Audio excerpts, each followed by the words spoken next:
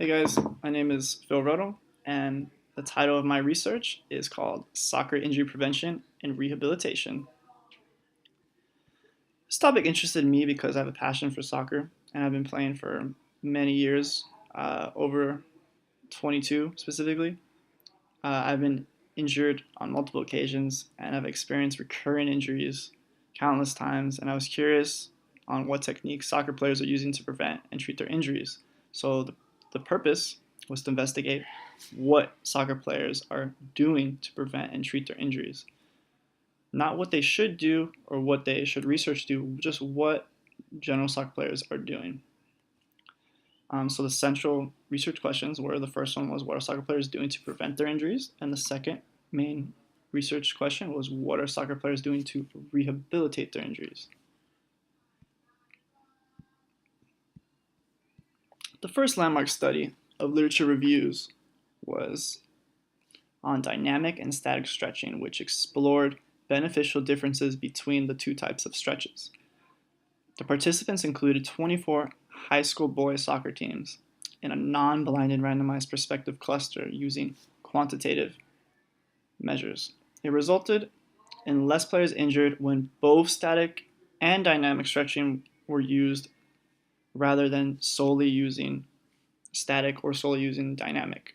More injuries occurred in this study when they only used dynamic or when they only used static, but when they used both, less injuries occurred.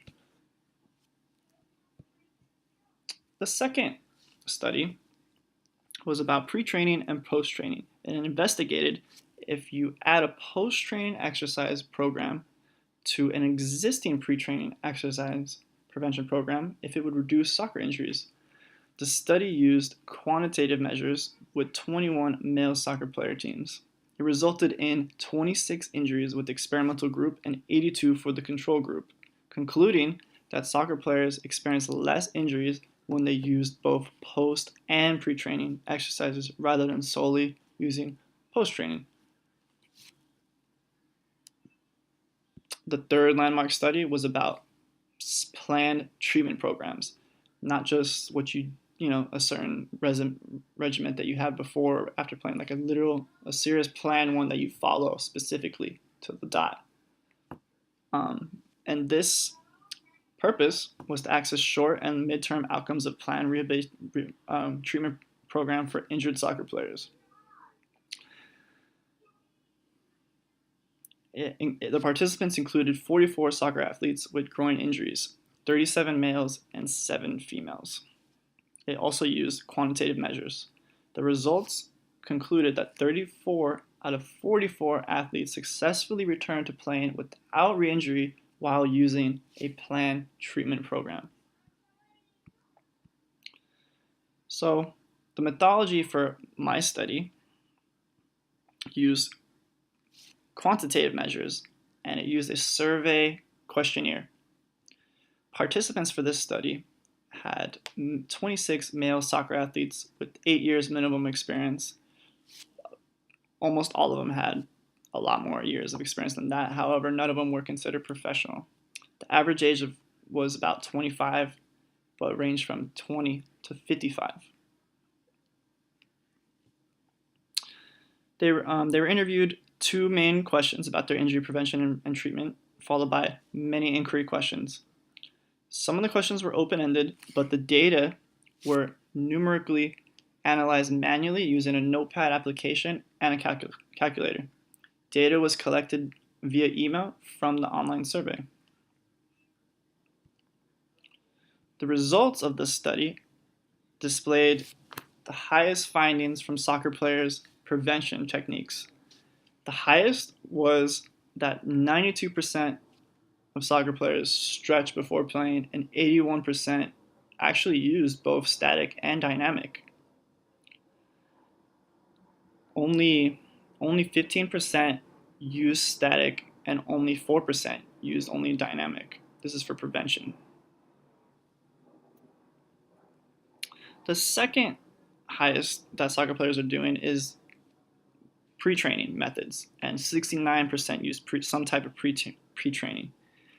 And the third highest was that soccer players are running or jogging before playing.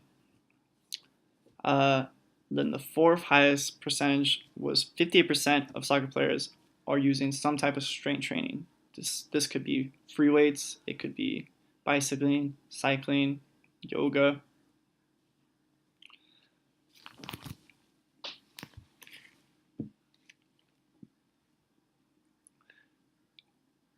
The prevention results also found that 38% of soccer players are using low compliance, while 46% are using high compliance. High compliance is when you actually follow through with your prevention treatment, like you do everything properly. So more, the study showed that more soccer players are doing that, but barely. And 19% of soccer players use a healthy nutrition to prevent injuries.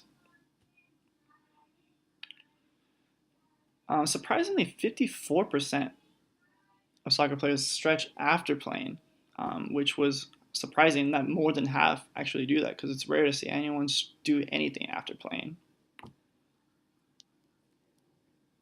The lowest of the research found for soccer prevention of soccer players was biofeedback. Only 4% admitted to using biofeedback. So, on to the results for soccer players' injury rehabilitation techniques. The show that the highest findings from soccer players, what they're doing to rehab, 50% use static stretching, solely treatment static stretching, which is where you stretch in place, do not move. Followed by 58% who admitted to using over adherence. Over adherence is when you try to do too much, too fast, too soon to try to return to full fitness to playing. So more than half of soccer players are using over adherence to treat their injuries, which is not intentional and it's not good. It's not good for the treatment, and more than half of them are doing that. The results also showed that 54% of soccer players use strength training, which again is running, weight training, yoga, swimming, bicycling, and other type of strength training. And 50% of soccer players used ice or heat treatment to treat their injuries, and 50% used motivation to rehab their injuries, which was, you wouldn't think motivation has a lot to do with treatment, but research showed that previous research showed that it really does, and half have motivation to do it, and half don't. So that was interesting.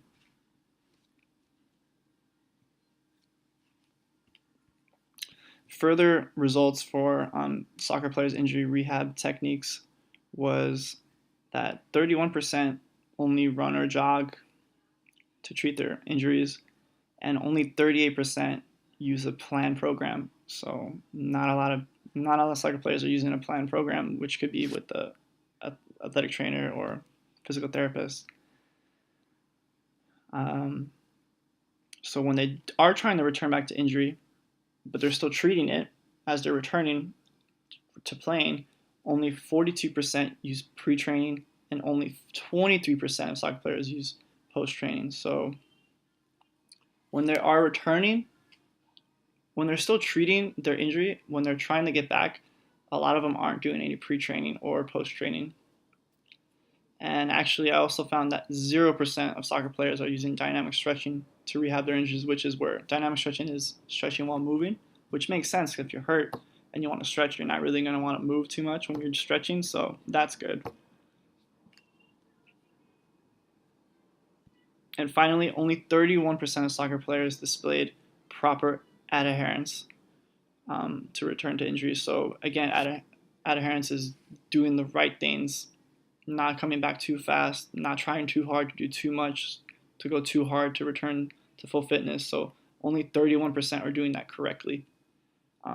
So that's could be a source of the issue where soccer players are getting re-injured and not rehabbing themselves well, because they're not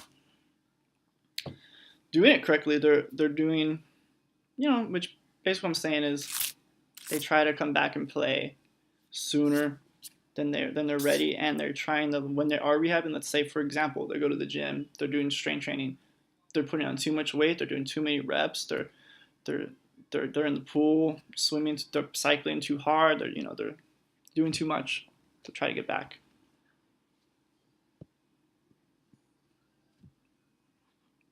So in the discussion with current study and previous research for the prevention, it shows that we found that 81% of soccer players from the current study use dynamic and static stretching, which relates to recent research that identified athletes who use both static and dynamic stretching experience less injuries than those who solely use static or dynamic. So it's showing that the recent research showed that using static and dynamic stretching reduces injuries. And my research showed that 81% of soccer players are doing that. They're using both versus solely using static or dynamic, that's good. Another high point on injury prevention found that 69% of soccer players from the current study used pre-training and 20% used both pre-training and post-training. From similar studies, they found that using both training programs reduces overall injuries, but only 27% of soccer players are using both pre-training and post-training, and only 69%, and 69% are using pre-training, which is good that they're doing some pre-training, but very minimal are using both. So that could be key if soccer players would, use both pre and post-training. That could help prevent a lot of injuries. Then they're not doing that. Finally, for injury prevention, 46% of soccer players from the current study used high compliance to prevent injuries, and 38% displayed low compliance. This relates to previous studies with conclusions of reductions in injury and time loss every time compliance was high, and more injuries occurred when compliance was low. So basically, previous research is, stating and concluding that having high compliance, which means doing the right proper steps, following the right doses to prevent your injury. High compliance is better than low compliance, which is obvious, you would think. And this relates to my study that only 46% of soccer players use high compliance. So less than half of soccer players are using the proper doses, following the correct steps of the prevention. So that means more than half aren't following that. So maybe that's why they're getting injured. They're not, when they're trying to prevent, more than half of them aren't doing it correctly. So onto the discussion for rehabilitation techniques. 50% of soccer players admitted to having motivation to treat their injuries and get back to playing as soon as possible. Similar results from previous studies also identified how motivation influences soccer players' intentions on impacting their attitudes, social norm, and their control of injury rehab. So it shows that if you have high motivation to return to playing, you're gonna become fit. If you have low motivation and other things control it, like social norm, attitudes, you're not gonna come back. And it shows that half have, my research showed that half have this motivation and half don't. So maybe that's why soccer players aren't coming back quick enough. Only half of them are motivated to do it, and half of them aren't. I mean, it's pretty straightforward. Second findings, I want to go over that 58% of soccer players from the current study displayed over adherence, while 31% used proper adherence. Similar to previous studies that concluded that athletes who failed to comply with these treatment guidelines try to do too much too fast or try to do too hard to push through adverse pain symptoms took longer to return to full fitness, which is in turn meaning adherence. So when you do all those things too much, too fast, too hard, push through pain, you're not going to return to injury. you're not going to return to full fitness quicker. And 58% of soccer players from my current study are doing that. They're trying to do too much too fast, too hard, push through this pain symptoms, and it's setting them back. So more than half of soccer players are doing that, and that's probably why they're getting re-injured and they're not rehabbing properly. Finally, 58% of soccer players use strength training to rehab their injuries. Strength training, again, could be free weights, could be running, could be swimming, could be cycling. It's a very, very beneficial. This is similar to previous studies, as it concluded it is beneficial to do these things to return to fitness, because it discovered that the results that 50 soccer players were injured in the training group who used strength training, while 79 were injured in the control group who did not use strength training. So a lot more injured got re-injured who didn't use strength training as a treatment program. So it's very important, and it's showing that more than half of my research shows that more than half of soccer players are using strength training to return the injury, which is good. That's a good thing, but it's still probably too low. More should do it.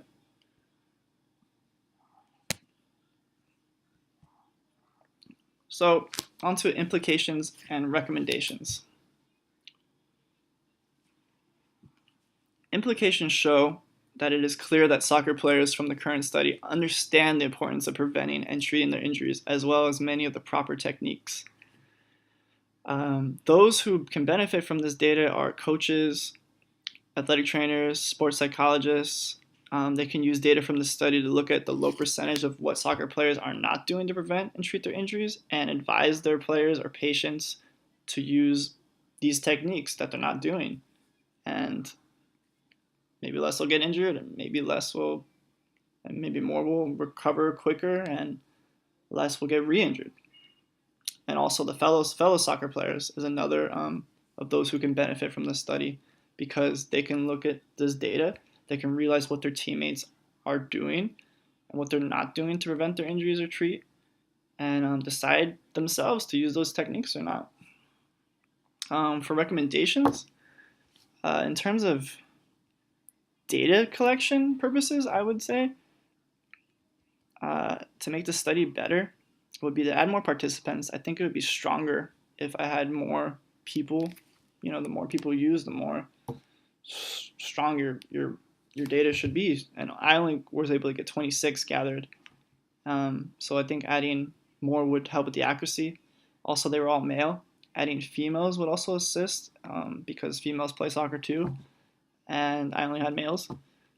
Using in-person interviews instead of only using email could help with the accuracy of the results. It could help with the genuine of how much time the participants put into their answers as well. You would think, if it was in person versus just email, I think it could make it a little better.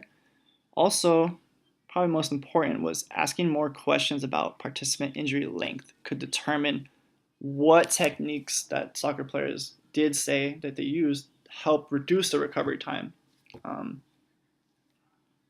Asking questions regarding running, jogging, heat, ice, yoga would be relevant to data results, as they were common answers that they gave that I never specifically asked in inquiry questions. And that was a very common one. So I think if I would have asked those questions, maybe I would have got more data from soccer, because if they might not have thought of that and put that. And finally, adding professional soccer players to the participant pool would help the strength of the study, because they're the professionals. They're better than these participants I used, and you would think the best players use the best techniques, and what are they doing, what are they not doing. But